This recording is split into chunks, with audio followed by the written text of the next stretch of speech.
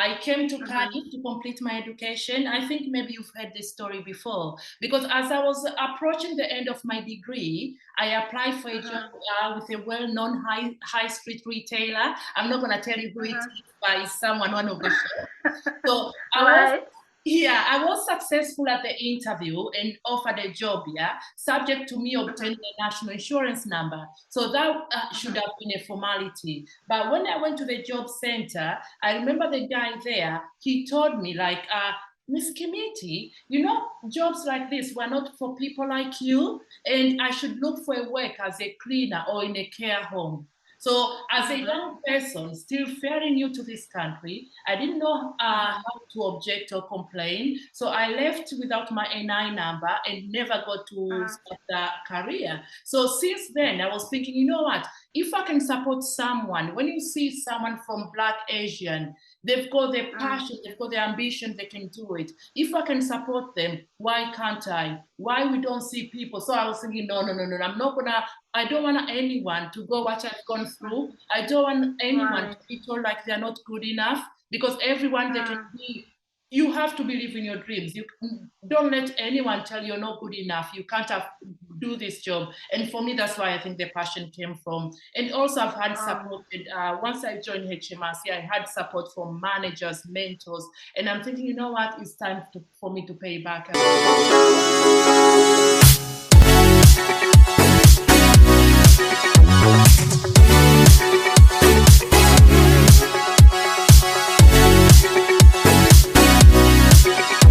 Hello guys. Thank you all for joining us. Guess what? Today is very, very special. I mean, I have got a very special person. She's very special to me and probably very special to many of us. So, this is a phenomenal lady called Prue. She's amazing. Guys, you know, I always bring inspirational stories. I always bring people that tell us uplifting stories and encouraging us, you know. So Prue is one of them. Prue, welcome on Inspire. Thank you, Emertha. Thank you. I love your channel. I've been following you for years, so thank you for having me. It's a pleasure to be here. Yeah, it's an honor to have you, Prue. So obviously we've known each other for some years, really, and I've always been happy meeting you and proud proud of you because of your so many achievements, because of your kindness, and I couldn't keep you for myself. Obviously, I had to bring you to the world for people to be inspired. I would be so greedy to keep you for myself, Prue. Thank you. You have no idea how amazing you are. By the way, you look amazing. Thank you. Thank you for having me. And hello, guys. So, guys, my name is Imeltha, and this is Inspire. I have Prue here on Inspire, and she's going to tell us more about her. So, Prue, introduce kindly yourself to the viewers. I'm sure they want to know who Prue is. Okay, so I am gonna start by saying hi everyone. I am Prudencia Orange, but please call me Prue, because every time someone says Prudencia, I feel like my mom is shouting at me. So just call me Prue. Yeah. And I was born and grew up in Tanzania, so most of my family still are in Tanzania. I have lived in the UK, in Wales for a long time. That I'm not gonna say for how long, because you're gonna guess how old I am. And at the moment, I work for I work for Her Majesty's Revenue and Customs, HMRC for short, in the Fraud Investigation Service. I am the Customs Fraud Lead. I am also HMRC's Race Lead for Wales, which means I support Black, Asian, and other ethnic minority colleagues in their career development and work to promote race equality in HMRC and the wider civil service. So if you ask me who is Prue, so in many ways, I've been very fortunate as a child. So my upbringing was rather privileged. My father gave up his ambition to be a jazz musician, to work for the independence of Tanzania in the 1960s, and went on to become a government minister. So I had privilege, but I had challenges too. I was born with Right. big problems. So I spent quite a lot of my childhood with my legs in plaster. I remember my brother used to pick me up and carry me from place to place. So I think my lack of mobility as a child probably led me to love music and dancing when I was older. All in all, I had a very happy childhood with loving and supportive family, really. Excellent, excellent. So that is Prue growing up in Tanzania, having disability, and being who she is today. Prue, you've told me, yeah, I mean, you've told us how you obviously you were raised in a privileged family, but Prue as a person you had disability. But again, you didn't stop there and say, okay, after all, my family is able to support me and I'm a disabled person. I can stay home and just make my life just here at home and stay home. But you moved and you carried on, you became who you are today, where we're going actually to talk about. So where did you get that courage and determination and feel that you actually don't want to stay where you are in a comfort zone, you want to go further? For me, really, I'll say I guess my determination comes from within because I've always been a hard worker. I think that's grounded in my upbringing. So maybe having to overcome a degree of adversity with my disability also contributed to that. So what I learned though, that was simply working hard was not, it's only going to get me so far. I needed someone to metaphorically open doors for me, to let me into the secret of unspoken rules, how to you network, the language to use in application, and so on. So I would say, Right. yeah, I think that is something, yeah, growing up and everything is just give me the determination, really. So other than the disability kind of challenge that you face, do you have to face like any challenges or any fears growing up and getting where you are today? And what kind of fear did you face for some time, if you ever did? Okay, so I don't think I've been conscious of too many fears, but public Right. speaking was probably one. With English being my Right. second language and having the accent I do, I was reluctant to speak out publicly. So I overcame that by working with my mentor and speaking on speaking techniques and self-confidence. For example, last week, I'm thinking, yeah, it was last week, a recent experience was a bit of an eye opener. So I was in this Right. workshop in our London office in Stratford. The workshop was about equality, where most of the people in the room were Black and Asian. So I felt Yeah. so much comfortable speaking up and contributing than I usually do. So maybe being Right. different has held me back from contributing as much as I would otherwise have done. But I would say that was my fear, but now I'm working on it and I'm trying to speak You're more. working. Yeah, even come and Excellent. speak to you in front of this, for me, it would have been my worst nightmare, but I am here today, so I am. Oh, well done, well done. That's amazing, and I think it goes again with experience, facing Yeah. our challenges, facing our fears, and I mean, the more we do something, the better we become, I believe. Yeah. Yeah. So again, Prue, a very big congratulations on your recent nomination. Thank you, thank you, thank you. Honestly, I don't know if there's any words can describe when I received the letter. So for those who Yeah. don't know, I was awarded an MBE, and I think MBE stand for Most Excellent Order of the British Empire. So I was awarded ABE for the services to diversity. So I was thrilled that nomination came from several colleagues in HMRC. So it was a response to the work I've done regarding race equality in HMRC and in Wales as well. So as I've mentioned before, I lead HMRC Race Network in Wales and sit on a national steering group. So more than that, however, I've been able to raise the profile of the work through regular blogs that have had wide readership in HMRC. So I was very thrilled to receive the award, mainly because the nomination came from colleagues whom I respect so much. And also outside HMRC, I spent quite a bit of time with other people from ethnic minorities, helping them deal with issues, which could be as simple as completing, filling out a form, or more complex things like helping them with job application or interviews. Right. So I do a lot. For me, honestly, Emertha, supporting someone, when I see someone I have support from Black or Asian or any ethnic minorities, getting into that ladder and getting that promotion is really joy. That make me really happy. So helping them to succeed is one of the things I think that make me really proud when I see someone who's been struggling for years. Now they've got something they deserve. They've got that promotion. So all in all, it was amazing to receive the letter to say, "Pooh, we're going to nominate you for this award." And the letter comes from the Prime Minister, and you're like, "Oh my gosh, Prime Minister wrote to me." It was amazing. I can imagine reading that later. I can was imagine the feeling. shaking. And you have like, they give you like 7 days. You have to sign to say either you accept it or not. You want me? I look all over the house. I couldn't find a pen, and I've realized now we're using digital. I haven't got You couldn't find a pen, like, for real. Yeah, I had to go and buy a pen just to sign the letter. Right. Okay, then you finally found the pen and signed the letter.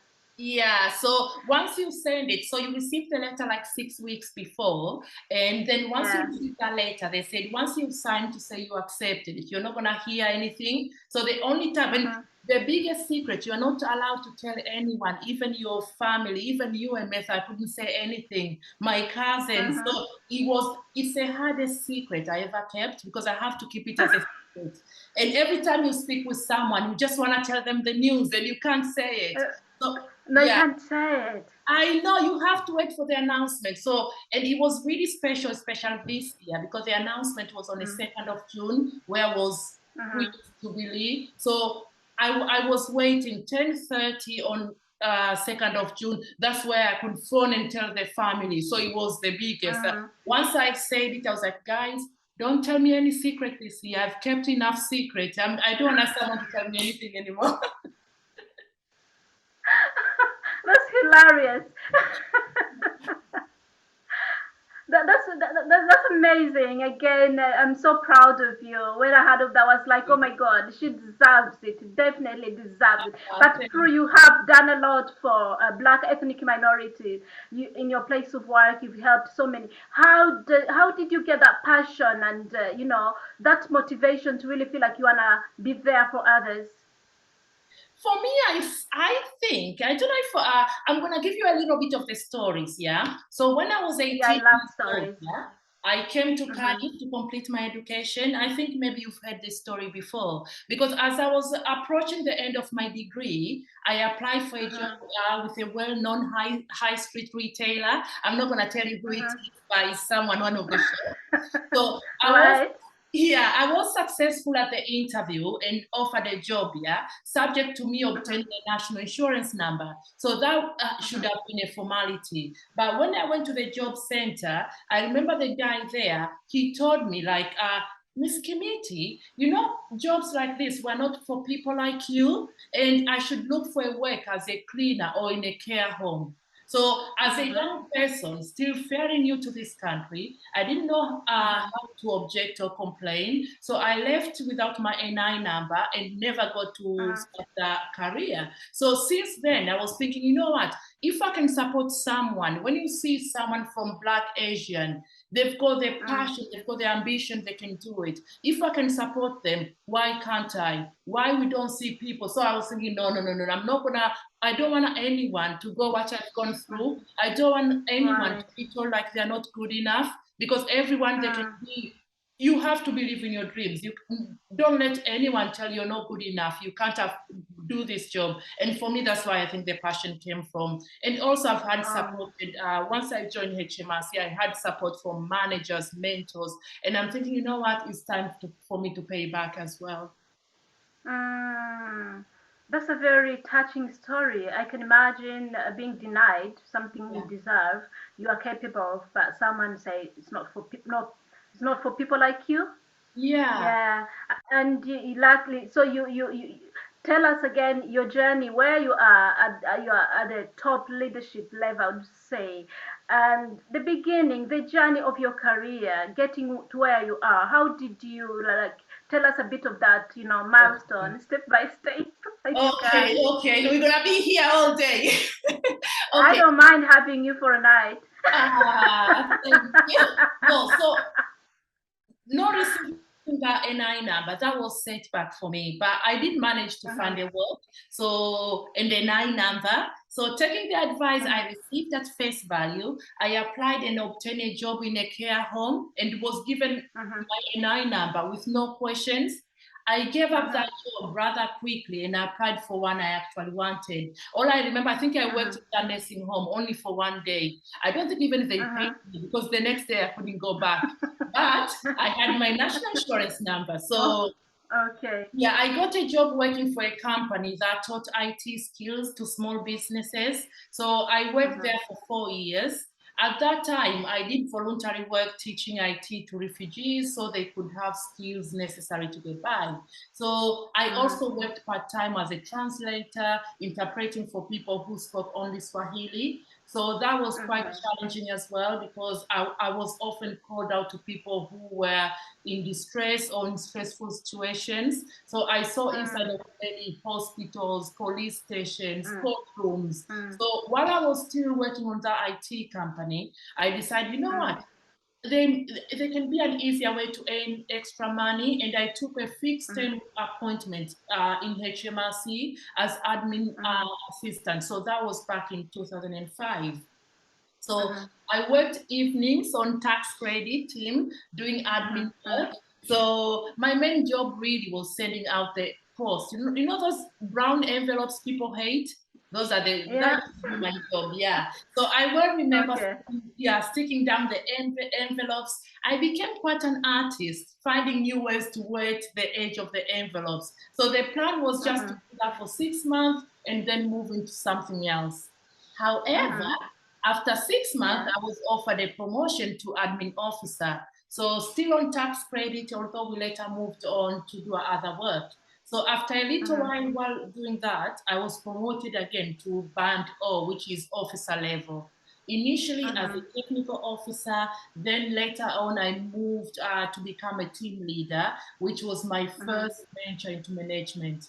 So all those first roles in HMRC were in customer service, but eventually I made a sideways move into a compliance role. So I joined what was then called high net worth unit as a officer caseworker. So that was really interesting job because I was dealing with the tax affairs of rich and famous. So if you think about all footballers or films or A-listers here in the UK, when it comes to taxes, that's what I was dealing with. So very interesting. So after a few years in that role, I managed to secure another promotion to higher officer. So this was another change of role into customs and international trade as a caseworker. That was a quite challenging move because I had to learn about completely new set of taxes, legislation, and ways of working.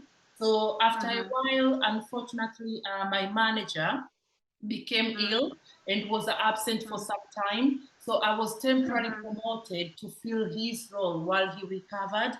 So I was then managing the team I had previously been part of, which was a different kind of challenge. So my first permanent senior officer role was as customs consultant, And later I combined that with managing a specialist customs team. So then came my last move into fraud investigation service, which I am now the customs and borders lead. When it comes in HMRC, customs and border lead, that's what I'm doing. So at first that was temporary promotion before I was able to make it permanent last year. So Emertha, you can see that I had quite a varied career. Through that journey, I've always been fortunate enough to have really great supportive managers, people who were interested in my development and kept encouraging me. So I've been very lucky. You know, Prue, sometimes, by the way, that's very amazing. I love that journey. It's a very inspirational journey. I mean, step by step, how you achieved each milestone is so inspiration again.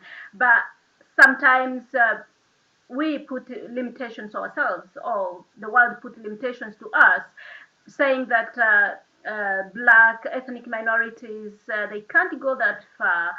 First of all, because we are not accepted at some point, Yeah. because some people maybe would do better than us. So sometimes we put limitations ourselves in our mind, or sometimes the people, the community, the world put limitation to us, and probably we accept and believe them. So how did you feel in that process? Did you feel like at some point, this is not for me, maybe someone else would do better than me? Did you feel like, can I really lead these people? Are they going to accept me as their leader? Did you have those kind of fears at some point? To be honest, I don't know if you've heard about imposter syndrome. That I think women we suffer from that a lot. That fear I still even have today, but all I need to overcome, I am doing this job because sometimes you go into a meeting and all you have, like you have people, police, border force, intellectual property office, and they're all men in a room. You are the only woman representing HMRC. And they're like, And plus, oh, you are only black. you're only black. And sometimes it can feel like they say, oh, Pooh, so what do you think we shall do? And you say something, but deep down inside, you're thinking, oh my gosh, have I made the right decision? Have I said the right thing? And sometimes they're like, oh, that's a great idea. We should do that. And I'm thinking, I have no idea what I've just said, but it's a great idea. No, but I think it's a fear. And also sometimes I think it's people you're surrounding yourself with, because sometimes you've got your own fears. And if your friends, your colleagues, they are saying, oh, I don't think you can do it. I don't think that's the right move. That is not helping. But if you have people who they're always cheering you on, people who you need allies, who people supporting you, it's really encouraging. Because if sometimes you're having those fears, someone will say, you know what, Emertha, you can do this. You are doing this. So Definitely. sometimes you need those people with you as well. Yeah. You know what, Pro? At this moment, I feel like I can look up to you, and I look up to you, and I feel motivated. I feel encouraged. I'm sure many of us are feeling that. I have that feeling that I'm having at the moment, and I can do it because I can see that you did it. But Prue, who did you look up to? Because you kind of scratched the ground I on your know. own. Did you look up to? Do you have someone to look up to as a role model, as someone you feel like, okay, Yeah. this one, if she did it, yes, I can. Yeah, to me, if you talk about role models, I suppose my Yes. biggest role model, or even a hero, will be Yes. someone like Julius Nyerere, the founding father of Oh, Tanzania. So God his bless him. battles, when you think his battles against colonialism, racism, and his achievement in forging a nation through a myriad of problems, that was truly inspirational. So really, I would say, yeah, I have looked. And also, when sometimes you go and look at HMRC, for example, you see Black people in senior leader position. You're thinking, if so and so can do it, why can't I? So you keep looking. I know there's not many of us, but there's always someone you can look up to, and you're thinking, if they can do it, I think I can do it one day. Yeah, and of course, Definitely. my dad has always been a role model to me. He always encouraged me to do the best as I can. So I will say Julius Nyerere, my dad, and every single person who is Black, who is in high position, I've always look up to them. Yeah. That's amazing. But again, true, we have very, very few people from Black and ethnic minorities in higher decision making, both in civil and public services. Why do you think we have very few, and where do you what do you think we can do to increase the number of people in decision making, especially women, Black women? Okay, so I think the reason for this are complex and rooted in Mm, history, because I don't think it's right to single out civil service, because this is mm-hmm. societal problem, and we see that lack of civic Yeah. representation through Western societies. It's to do Mm, with the perception, you've said it before, so it's to do with the perception of Black and Asian people that were born mm, in racist theories and colonialism. So things are mm-hmm. getting better, although very too slowly. So, for example, I'm proud Mm-hmm. to say that my part of civil service, HMRC, has really faced up to the problem in the last few years. So Mm-hmm. HMRC carried out race disparity audit that exposed the problem, created a race Mm-hmm. equality action plan to address the problem, invested Mm-hmm. resources in those actions, and set targets to Mm-hmm. proportionate representation at all grades by March 2024. So I must also mention the incredibly ambitious anti-racist Wales action plan, recently launched by Mm-hmm. the Welsh government. So this sort of fearless recognition of the problem and determination to improve is really leading Mm, the way. So I would say, true. first of all, we need to recognize we've got a problem, and Yeah. then do steps like action steps to take to improve that Mm, problem. So I will say we are getting there, especially in HMRC. mm-hmm. They are putting, I think, some people they think, are they only paying lip service? But for me, I think they are putting where their mouth is. They want to make a difference and they're doing something about it. Mm, definitely, definitely. Yeah, definitely. Something's being done. Something's being done. Again, it's up to us to embrace the changes Yeah. and to yeah to stand up and I mean be competent. There's nothing there just for free. You have to work for it. I believe you I have know. to be competent. Mm-hmm. You are totally right. And something I hear from Black people most, they feel like we need to work 10 times harder just to be Mm-hmm. recognized. That's to be Mm-hmm. average. So if you want to compete for someone to recognize Emertha, you are doing a good job. You have to do great job, not just good. Good is not enough. You Mm-hmm. have to be Yeah, up there for people to recognize it. So I hear that a that's lot. true. And really, all I'm asking, all we want is equal opportunity. So we don't want someone to Mm-hmm. work times harder to be recognized. We want all to be level playing field, equal opportunity for everyone, really. That's what we are hoping. Mm. Yeah. Any advice for Black ethnic minorities who think they can't make it? Okay, so it depends. If, for example, they are still moving up in their career ladder or they're just starting Mm-hmm. out their journey, what I could tell them, Mm. first of all, they need to get help. So I don't know where they are. So if, for example, you join support networks, so if there are Mm. any in your organization, find a coach, a mentor, a sponsor. So if you're doing application forms, show your application forms to experienced colleagues and ask for their Mm-hmm. advice. Get as much help Mm. as you can. So for me, I will say Mm-hmm. get help. For example, you know Emertha. Emertha works on this. Emertha, I'm trying to apply job in civil service. Ask for help because there's nothing wrong of you asking for help. The worst could happen, Mm-hmm. she'll say no. But you never know. She'll never say no. But that's get help, please. Again, be Mm-hmm. visible. Network with Yeah. your colleagues and more widely. So I would Mm-hmm. say use platform like LinkedIn to publicize what Mm. you do and what your interests are. I don't know, Emet, are you Mm. on LinkedIn? Yeah.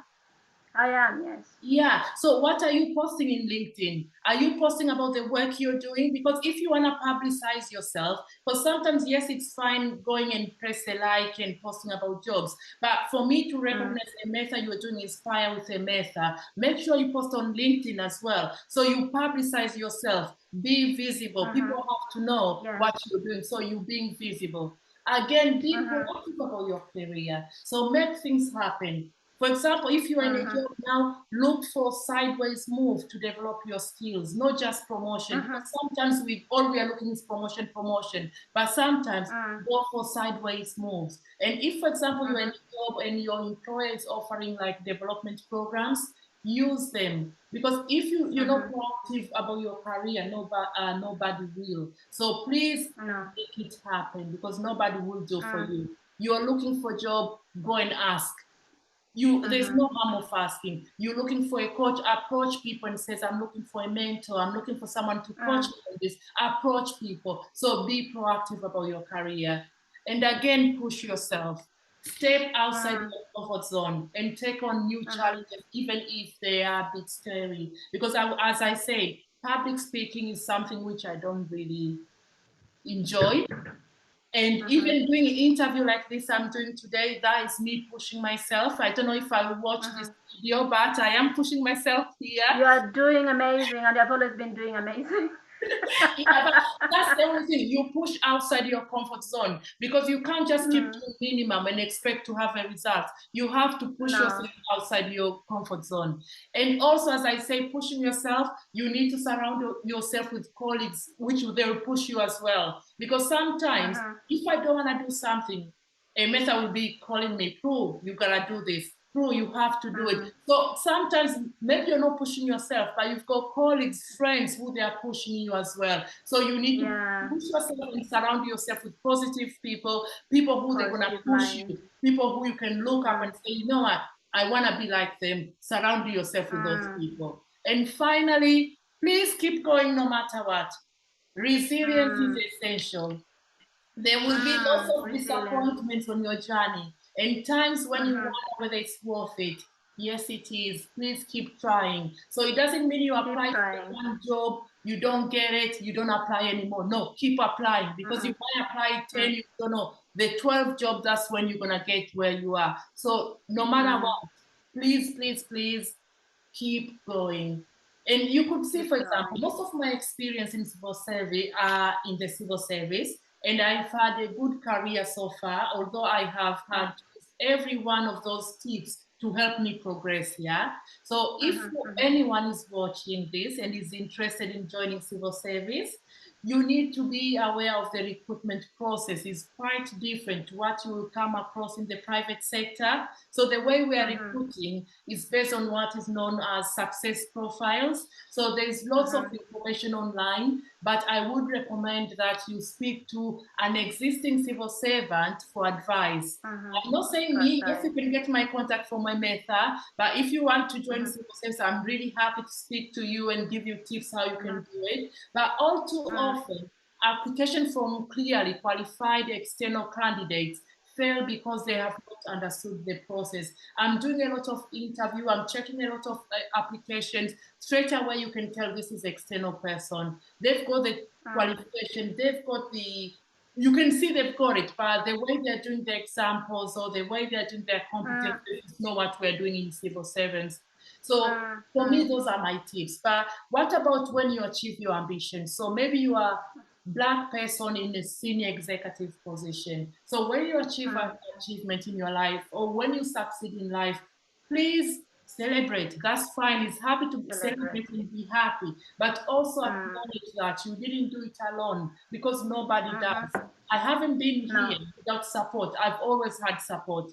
But above all, don't pull the ladder up after you. Please reach out and help others to climb. So if you're there, look at someone else, bring someone with you, because to be honest, me being up there is really hard, and sometimes you can feel lonely because you're sitting there, you are the only Black person in the room, surrounded by 10 white male, and it can feel sometimes intimidating. But think about how about you pull others with you, how about you support others.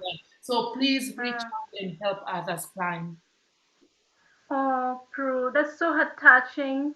I feel so emotional. Like, I'm not joking. Seriously. Thank you so much. Thank you so much. Supporting each other is very important. And being visible, guys, be visible. Speak out, Be reach out. visible, yeah. Yeah. Prue, thank you so much for your time. Thank you for having me, Emertha, and it's absolutely, and thank you all. Honestly, it's been amazing. This lady, Emertha, she's absolutely amazing. I'm not saying it because she's a friend of mine. No, she's an amazing lady, beautiful soul. Oh, thank you. So honestly, it's my pleasure being here with you today. Thank you, Yeah. Prue. Thank you. So enjoy the rest of your evening. Thank you very much. And I hope you manage to cope with this heat. It's really oh my gosh, boiling. it's boiling, but yeah. Okay, Prue. See you next time. Bye. Yeah, bye, bye, y'all. Thank you. Bye.